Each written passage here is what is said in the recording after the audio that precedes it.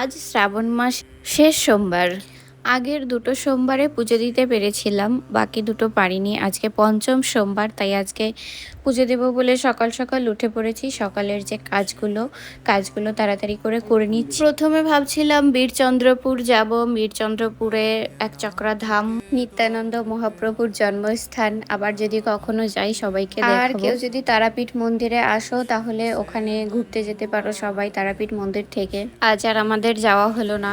পাশে একটি শিব মন্দির রয়েছে, ওখানেই আমরা জল ঢেলে আসবো। বীরচন্দ্রপুরে নিতাই বাড়ি রয়েছে, মানে নিত্যানন্দ মহাপ্রভুর যে জন্মস্থান সেইটা ওখানেই রয়েছে। সবাই যেও, ভালো লাগবে।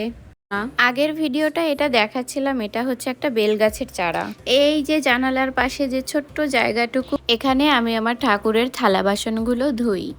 এখানটায় একটু নোংরা হয়েছে, তাই পরিষ্কার করতে এসেছিলাম। তাই এই যে কোনাটা রয়েছে, এখানে দুটো টব ছিল, সেটা সরিয়ে নিয়েছি। তারপরে এই যে কোনাটা, এখানেই দেখি এই বেলগাছের চারাটি হয়েছে। তো এটা আমার মহাদেবের আশীর্বাদ বলে মনে হয়েছে। এমনিই ভাবছিলাম একটা বেলের চারা লাগাবো, কিন্তু হবে কি না, বেল ফল না হলে তো আবার পাতাটা দেওয়া যায় না ঠাকুরকে। কিন্তু তাও তিনি যখন দিলেন তাই আমি টবে লাগিয়ে দিলাম। আর একটু বড় হলে ওটা রিপোর্ট করে দেব। গুছিয়ে নিয়েছি। আমাদের কোয়ার্টারের পাশেই একটা মন্দির রয়েছে, সেখানে যাচ্ছি আজকে দুজনে মিলে জল ঢালতে। আর সকালবেলায় আমাকে আমার পুজোর যেসব জিনিসপত্রগুলো লাগে সেসব তিনি জোগাড় করে দিয়েছেন। সকাল সকাল উঠে দুধ এনে দিয়েছেন। বাড়িতে এসে একটু রান্না করলাম, ডাল।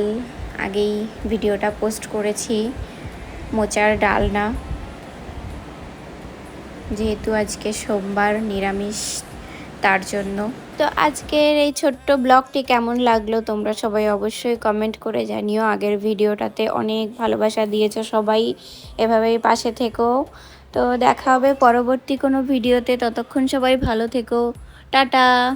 আর এই ভিডিওটা ভালো লাগলে শেয়ার করে